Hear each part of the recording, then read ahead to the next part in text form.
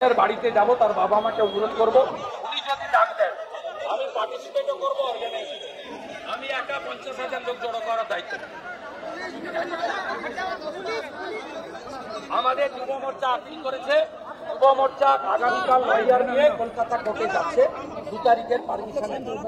আমরা বাকিটা কোর্টের উপর ভরসা রাখি। আমি 85 টাইম কোর্ট থেকে লফুল প্রোটেকশন পেয়েছি।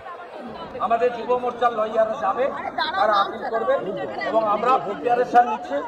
একটা বড় র্যালি ওখানে হবে, পিসফুল হবে, অবভিয়াসলি পিসফুল হবে এবং অল মাই এমএলএ কলিগ তারা সবাই পাঠিয়েছে এবং মহিলারাও যাবে। আজকে সাফ করে দিয়েছি এই কসবার ল কলেজের ঘটনা সরাসরি এফেক্ট হয়েছে, এটা জেনারেল ইলেকশন নয়।